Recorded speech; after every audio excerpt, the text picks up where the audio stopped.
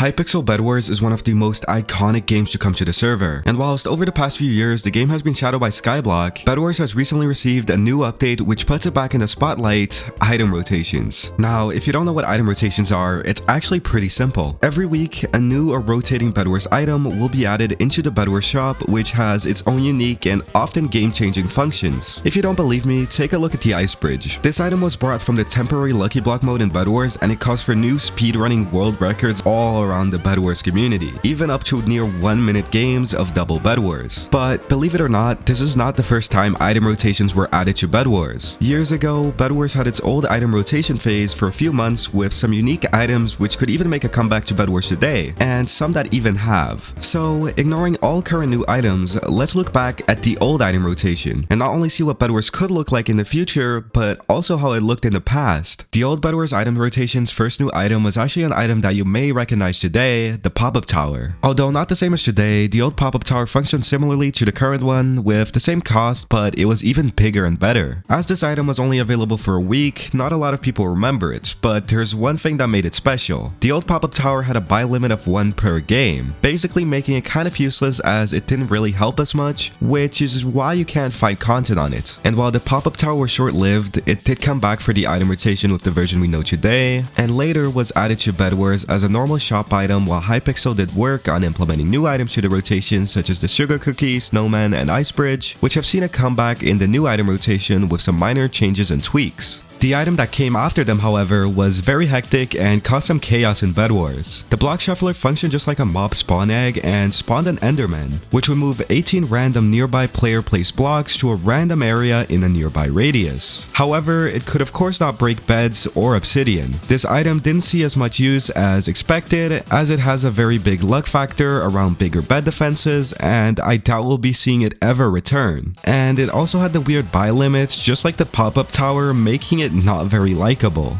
Now, if you thought you had to get lucky with the block shuffler, the next item was even worse, and was the lucky chest. This item would cost 5 gold and have a limit of 10 purchases per player, and could give you rewards such as 10 wool.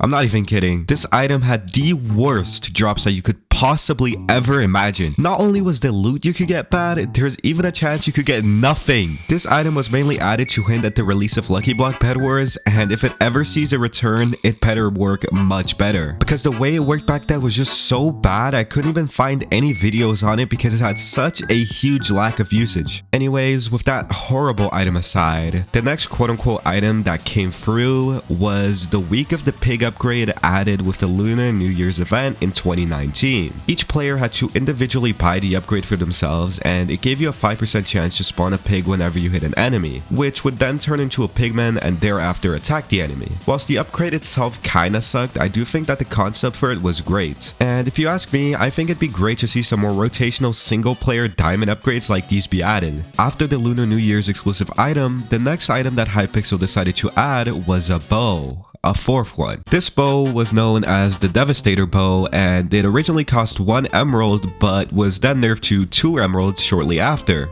This item had one use, and whenever you hit an enemy with it, you hit them for half their health. So if they're on 1 heart, you're only gonna put them down to half a heart. But if they have full HP and you hit your shot with it, it's safe to say, you know, that's not very balanced. Yeah, this item wasn't well received. The next item to be added to the rotation was the Sleepyhead Coffee Beans item, which, like the Sugar Cookie, granted you 2 potion effects for 7 seconds. Speed and strength. Yeah.